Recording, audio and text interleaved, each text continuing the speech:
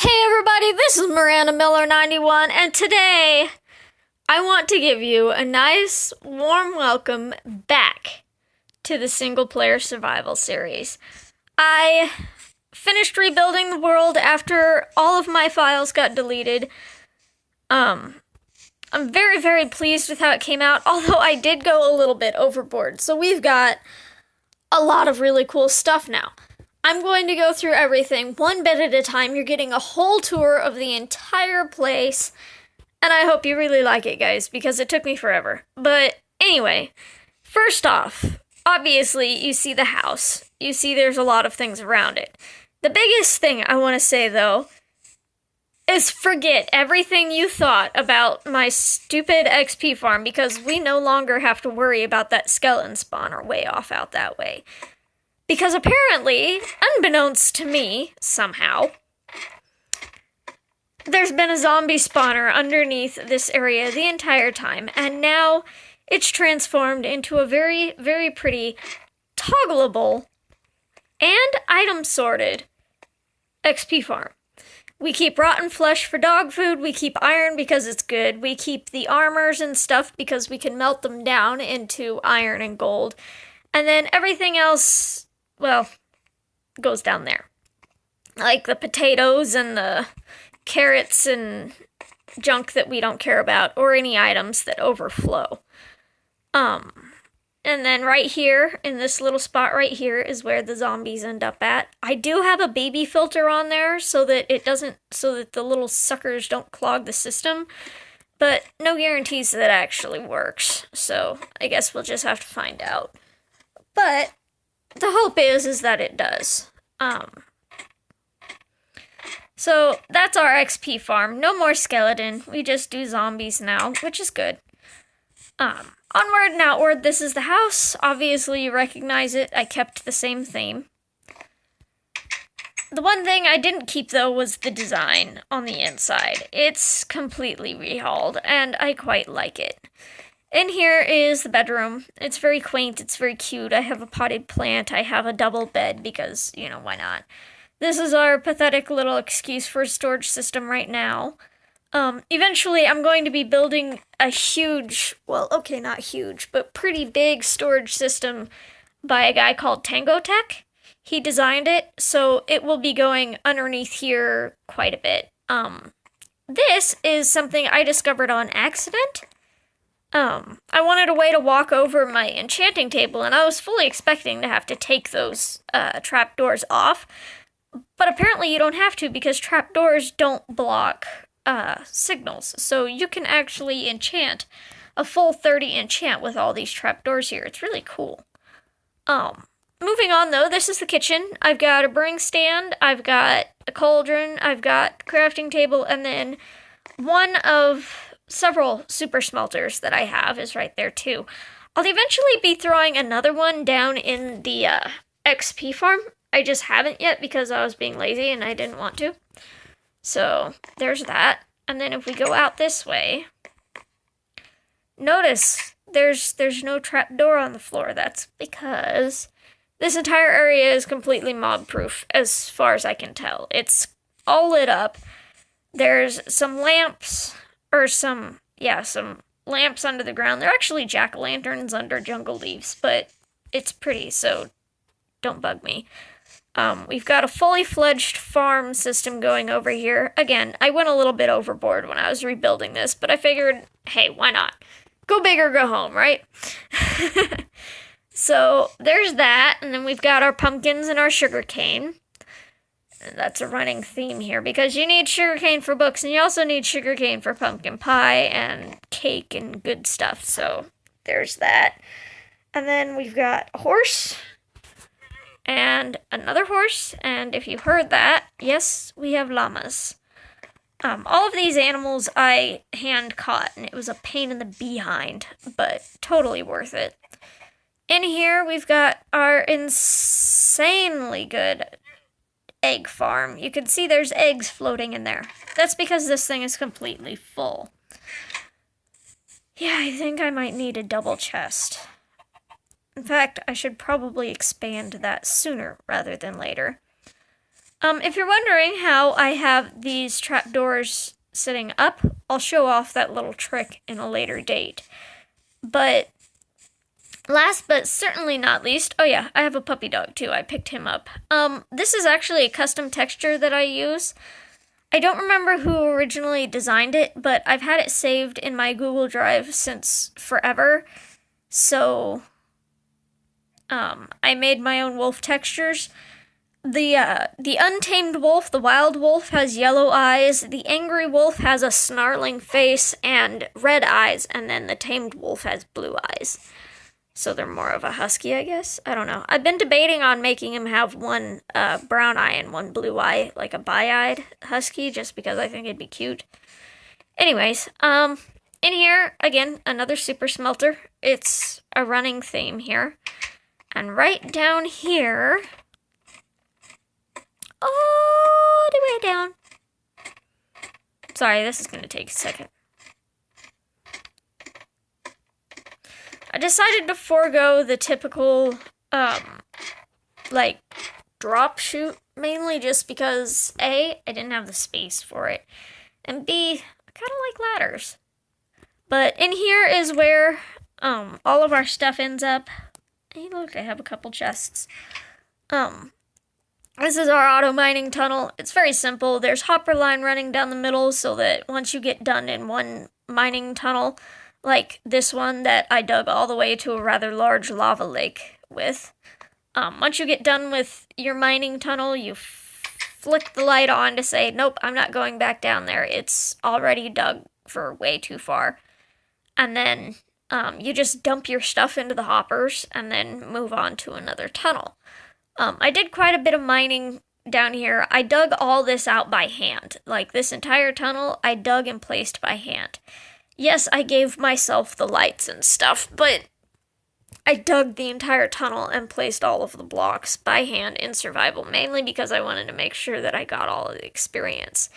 In here, I don't actually have anything smelting, but again, another auto smelter with regular manual furnaces on top because of gold. If you smelt gold manually, you get quite a bit of experience for it, so there you go. And I think that's it for showing you guys. Well, let's get back up to the top and we'll double check. I really like the layout that I chose and everything that I put in here because it's very efficient. It looks really nice, but I can still add on. And it's not going to hurt anything if I do add on. Plus, you know, the safety factor is nice because y'all know that I cannot stand mobs. I really cannot. And this fence is mob-proof. I can get through it just fine, but like zombies and skeletons cannot. I can still get shot by skeletons through this fence. I believe my last video for the survival series did showcase the fact that you can still get shot through it, but the only way mobs can get through it is if they're crowding it and they end up getting pushed through, which is fine, because, you know, I don't care if they get pushed through. Wow. But essentially, yeah, that's that. As of right now, I am still in peaceful mode because I wanted to collect a few things and whatnot before I started having mobs spawn, mainly because, you know, I wasn't really too fussed. Plus, I wanted to be able to showcase this without being eaten alive by a zombie. So, this is our current world. Again, I will say, you know, I did go quite a bit overboard with all of the stuff. But I'm very pleased with how it turned out. So if you don't like the fact that I cheated and built the entire thing in creative mode, sorry. That's all I have to say is I'm sorry. But, you know, I guess it just comes down to the fact that this is my world. So if you don't like it, I guess, you know, make your own survival series and don't cheat. But the fact of the matter is we were already there anyway. We had a mob farm, or we had an XP farm in the old one. We had the house, we had the stable, we had the mine.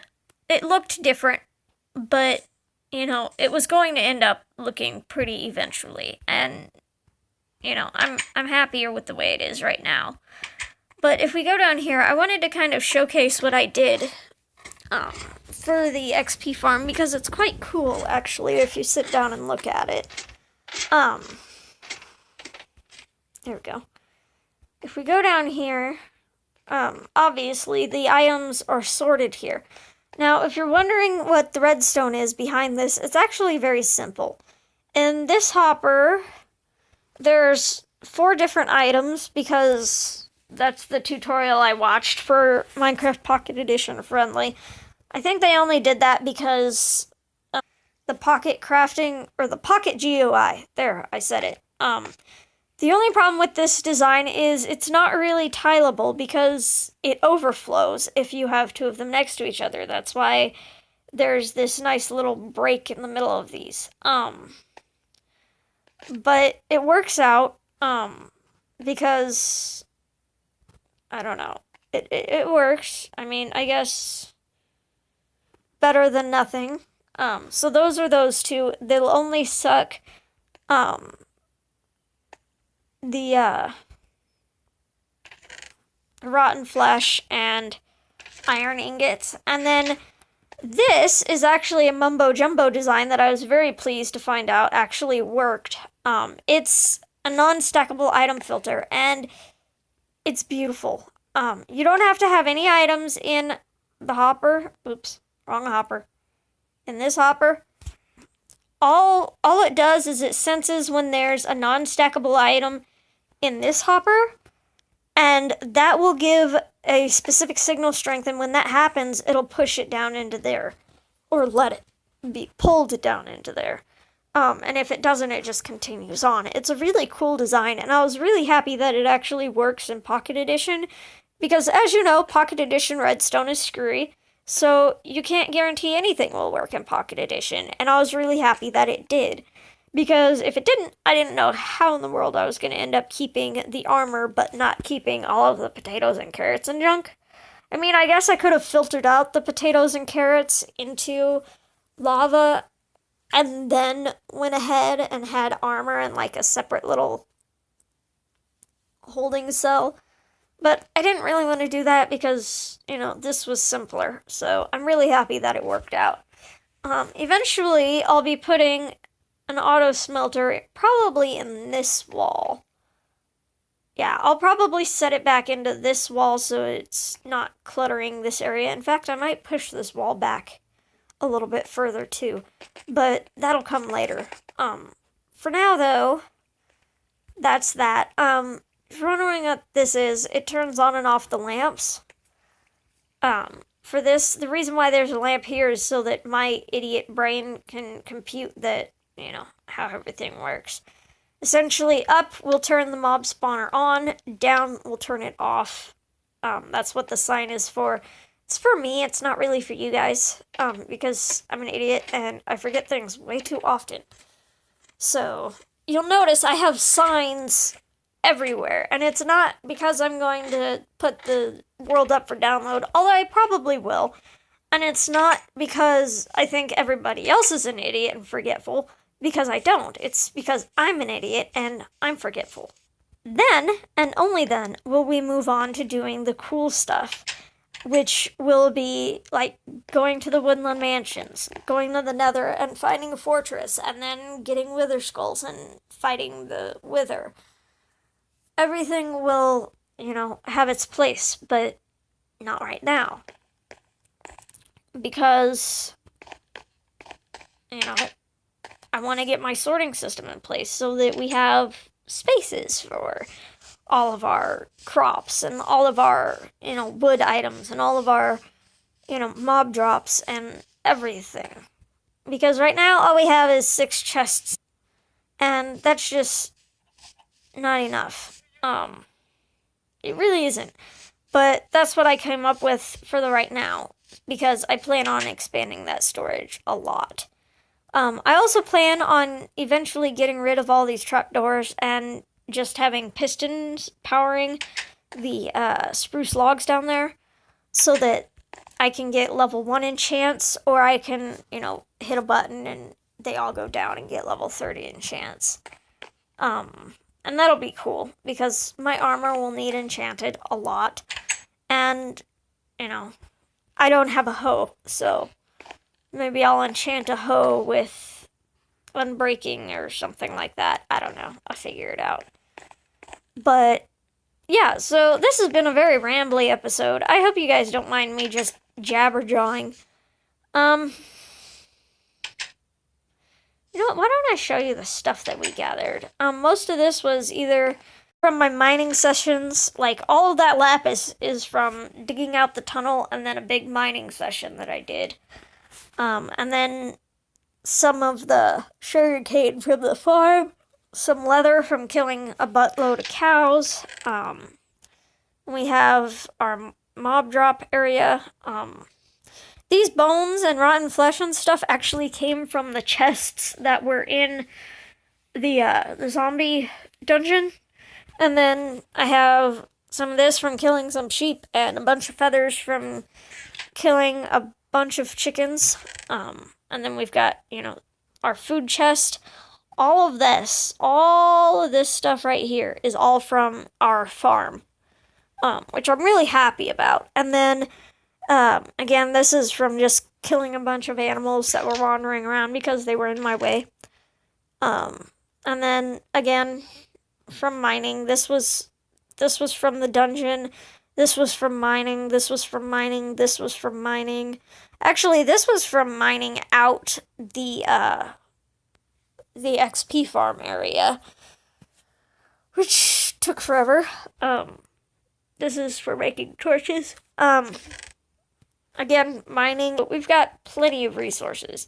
And what's still down in the mine with all the cobblestone and the other stone and stuff, that will eventually be coming up too. I'm just leaving it down there because of space constraints, because it made sense to me. If you're wondering, I get roughly a stack to 2 stacks of carrots and potatoes every time I farm this land. The wheat is like, I don't remember, a lot. We get about, I want to say like 36 pumpkins-ish from that. And then we get 2 stacks of sugarcane once this is completely full. We get 2 full stacks of sugarcane when we harvest this. Now, this specific sugarcane design layout thing, Izumavoid did it because somebody else thought of it in, like, the first season of the Hermitcraft series. I watch Hermitcraft, like, religiously. I just got done watching up to the recent episodes with Mumbo Jumbo, and now I'm watching Izuma's. And this was like a really, really old design for a sugarcane farm. No automation, because, automated farms are cool and all, but they're not really my style. I like to do things the hard way when it comes to my farms. Except for eggs. Eggs are good the way they are. I might actually go in here and kill off a couple more of my chickens and just have 4, because this is producing way too much. Like, way too much. I didn't think that 8 chickens was going to produce that much egg, but apparently I was wrong. But as the sun goes down, this has been, the tour and talk of the new survival world. I really hope you guys like this world. It took me a really long time to finish, and I'm really pleased with the way it came out. And again, I really hope you like this. That's all I've got for you guys for the right now. If you liked this video, go ahead and drop it a like. If you didn't like it, it's okay to dislike the video. I'm fine with that. Go for it. If you want to see more of my single-player survival series and of my Daedalus SMP, and if you want to see more Oak Ridge, because eventually there will be more Oak Ridge, go ahead and subscribe. If you have any suggestions for what we can do in any of my series, go ahead and comment down in the comment section below. That's all I've got for you for now. I hope you have a good rest of your day, night, evening, morning, whatever time it is for you guys. But thanks for watching, guys. I guess I'll talk to you guys later.